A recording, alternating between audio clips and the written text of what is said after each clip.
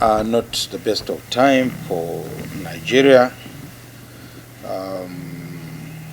It's so unfortunate that we have found ourselves in this very serious quagmire, like you rightly describe it. Some of it are man-made, some of it are a consequence of our very negative attitude and approach as a nation. Yes, the natural one that occur not as a result of any action or inaction by our government or Nigeria is the serious security situation as it relates to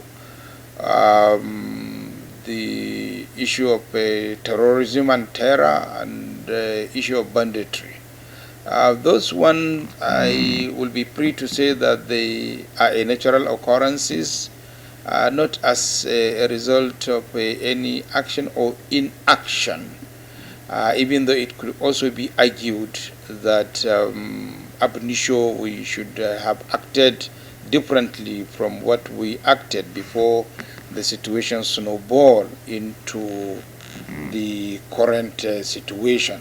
However, if we said that these ones are natural occurrences, because issue of terrorism is a global issue that is not alien to others, but only to us. But again, what of the injury that we are inflicting on ourselves? Daily in, daily out. I am disturbed as a person that government, and when I say government, I cannot exonerate myself. I am in a privileged position to share from success or blame, and therefore I remain guilty myself if government is guilty directly or indirectly. For those as legislatures, we have recommitted ourselves to ensure availability of all legislative input that could help government and security agencies to arrest the situation. But yesterday in a forum I argued, and I argued from the bottom of my heart, and I still believe in that. We needed seriously to be serious as a nation. Those who are clamoring for crisis in this country probably were not around in 1966. They are not around. They are only looking at the luxury of crisis. They are only looking at the luxury of crisis. In period of crisis, even you journalists cannot operate. You may not even have the opportunity to write sentimentally as some of you do. You may not even, because people will be running helter-skelter for their own lives. I argued yesterday that we needed to be careful. If we are creating problem for goodness sake, because we are not happy with anybody who is in power, the best thing is to be ready with our PBC so that we can retrench that person when 2023 comes. As long as we love democracy, we must be prepared to tolerate inept government until the time of decision comes. It is very fundamental.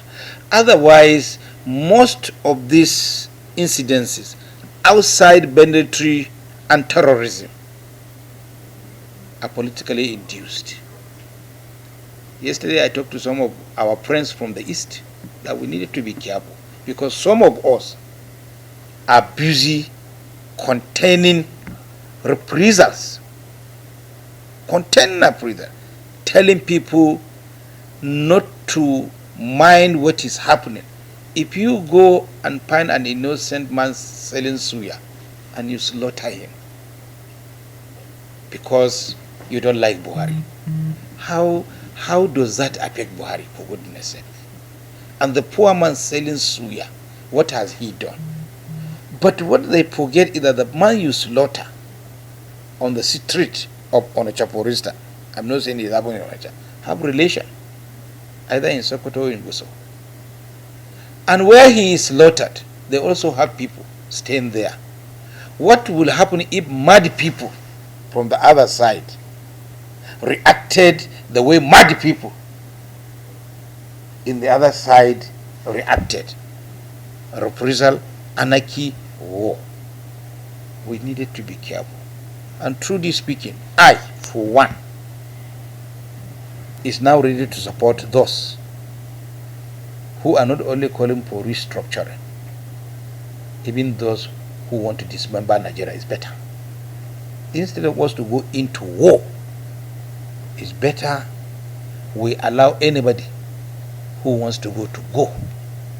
From what is happening, it is like Nigeria is becoming an open. So if it is an open, let everybody find an uncle house and go and stay. Instead of us to go to war, I will vote for separation. Peaceful separation on the table. You go to your place, this one go to his place, this one goes, so that if we want to visit one another, we will require visa to go and do that. If we want to buy from one another, we will require visa and entry permit to go and do. It's better than calling ourselves brothers and we'll be killing ourselves for no reason, because it is happening now and nobody is talking, nobody is complaining. By the time it reaches a crescendo and relation of those people are receiving dead body, let's be fair, let's be sincere. Do you think that it will continue? People will not react? And nobody is talking about this because those who are killed are relation of number one enemy. And it is quite unfortunate. I am being blunt because you asked the question, what is the Phoenicia? What is happening? All of us are worried. But again, all of us, whichever religion you're doing, we're all descendants of Adam. All of us. We're descendants of Adams. I just saw a clip, a friend of mine sent it to me from Abakalaki. He went to Israel, and in Israel, in the same vicinity, he saw Muslims going to pray, Christians observing service, and the Israel observing their own service too. In the same vicinity, everybody is going differently to his own. Nobody is harassing anybody. Nobody. But here, person who can hardly breakfast will carry cutlass and go and kill another of his fellow simply because they don't speak the same tongue or they don't belong to the same faith. Is alarming, is terrible. It's really, really, really, really terrible.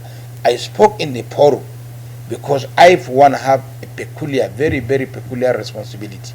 I am from Kano, and all the non-indigenous that stayed in Kano are living in my constituency.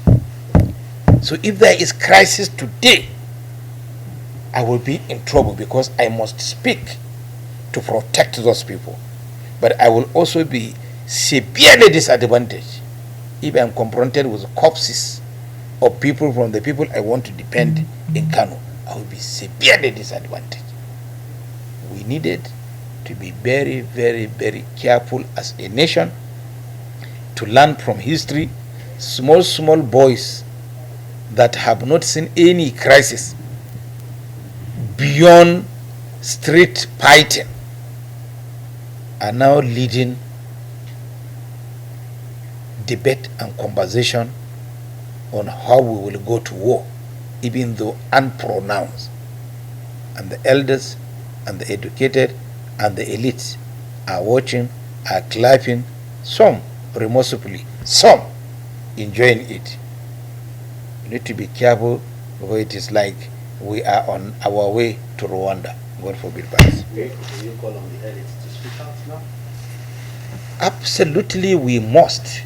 It is on record that when this incident happened, I went back to my constituency, and side by side,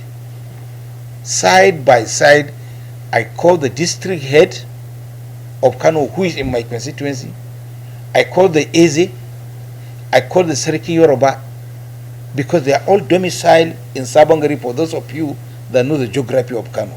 And Sabangari is part and parcel of my constituency. Igbos voted, some voted for me, some negative. But those who voted for me and those who don't vote are now my responsibility. If there is any crisis, I don't sleep. Any crisis in Kano, start from my constituency. That is why I am very, very worried. Very, very, very worried. The earlier we speak, not only speak, we act, and we speak and act innocently. Innocently. In the past, when there used to be crisis in Kano, I used to be the most restless person. Because in trying to speak to the truth to my people, I might be looked at negatively. Now that my people are disadvantaged elsewhere, I must speak. Because if I refuse to speak, I will speak when it will be too late or unhelp. Because by the time people will start to react, again, it will be my responsibility to provide shelter and protection for them same Nigerians that are innocent. They don't know what is happening in Abakalaki. They don't know what is happening in Owerri. They are not part and parcel of it. But again, the innocent people that were killed there, what was their offense? What was their offense? What have they done? What? So the most serious sin, even though people might think it is unreasonable, is for us to sit. If everybody want to go, let's dismember this country. Let's dismember it. Everybody should go to where he will be safe. Or if we will not, then I will vote for a review of the provision of the Constitution that gives Nigerians right to live everywhere. Then let's put it alone. If you are not from Imo, don't go there. Since we want to turn ourselves to a banana republic. We are crazy, we are stupid. So no problem. It's safe. If you carry yourself there and they kill you, you are on your own. Then they should also remember, too, that they have people there. And even the argument of balance. Elders in Igbo land should speak. I am being very, very serious. The ordinary Nozna that is staying there is either a cobbler or a security guard or a tomato seller. The Igbos that are staying in the north are millionaires, entrepreneurs. So when it comes to balance of terror, who will lose much? Who will lose much? The tomato seller can run and leave the tomato around for his life. But the one that have billions in investment there, where will he run and leave his investment to? I think we needed to be very, very serious about it. Now we are faced with twin problem. Twin problem as a nation, terrorism and banditry. That one has no constituency. They don't have constituency. As they kill Christians, they kill Muslims. So those ones have no constituency. They are our general enemy. But this one, we are creating another enmity between ourselves. You are Igbo, he is Yoruba, I am Hausa, then we are killing ourselves. But at our level, we can sit here and talk. And lastly, also, you, the press, are part of this problem. But, in fact, you take the highest, in my own opinion. Although you report and act as dictated by your employers, and the employers, the elite, are responsible for this. When a small issue that affects others happen, they downplay it. It is not reported. A small one that happened elsewhere will give you given the widest coverage. It's not fair. They know what they are doing. They know it's wrong. They know it's not correct. So I will accuse them through you people. You are their agent. You are their agent. It's not fair. We are just talking embers when it erupted. I pray lesson will make me become a rebel that will carry gun to fight because of stupidity of some people. The best is I will use my pen and my board to say everybody should go his own way. Honorable, will you subscribe to convening Nigerian? Which useless conference? How many conferences are we going to have? Which conference? Which conference have we not had? The people who go to the conference, are they not the owners of AIT channels, TBC, Wanini? Are they not the owners? Are they not alive when negativity, fake news, non-existent news are being broadcast? Are they not there? Are they not the owners? And all of us big men, all of us, including small big men like myself, we have friends. We will not fight among ourselves. We will not do anything. In the last 1 week, I have sent 2 Igbo people into executive position. I have recommended because they are my friends. I didn't remember they are Igbos, and I didn't do it because they are Igbos. I do it because they are my friends and we are close. But those my friends may not talk when they are killing Northerners in Owerri. I may not talk when they are killing people in Easterners in Kano. What are we talking? What kind of hypocrisy is this? Let me talk of conference. You'll be talking of conference for an issue that has no solution and will be finding a solution. Are we not aware of the problems? We are the architect of our own problem. What conference are we going to talk?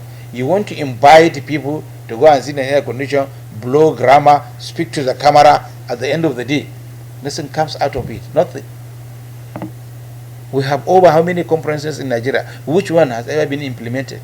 Which one? The last one was the Jonathan conference. He refused to implement it until he leaves power. When he leaves power, they say implement it. Why didn't he implement it? He comboed the conference. He should have implemented it immediately. But by the time they bring the report, either areas that affected him or affected his friends, they will tell him, my friend, don't implement this thing. Even this one, Babama, is better because he said he will not. He will not combo any conference. But if he did, and the report comes out, in his slow motion, he will have lived before the report will be considered. So what are we talking about? We're talking about terrorism, sir. A very nice issue. Yesterday in an informal meeting, we have contemplated a number of measures, some of which might not be proper for me to share here because they are security related. However, I think there's a collectivity of opinion now that emphasis must be shifted on our schools because the bandits and the terrorists, who are twin brothers, believe that the easiest target they can get and get away with are our institutions. They believe that there are already people there who are vulnerable with little security. Sometimes until you are in a position of inability before you will be able to realize that you have been taking things for granted. I think the incidences these few days have helped to refocus attention, and the meetings we had and we're going to have today, tomorrow, are meetings that are basically on how to secure our institutions of learning. I think beside the issue of ransom taking, receiving and giving, I think there is also an attempt to scare away people, and I think as a nation we should not, for whatever reason, give in to this. No matter the situation, except in a situation of war, no country should gamble with the issue of education of her citizens, and therefore we are working assiduously to ensure that that is nipped and no window again is allowed open for the bandit to operate in our institutions of higher learning. What happened sort of vindicate our insistences each time when we had cause to ask government to provide additional funding for fencing of our institution. Please pause this. Let me see.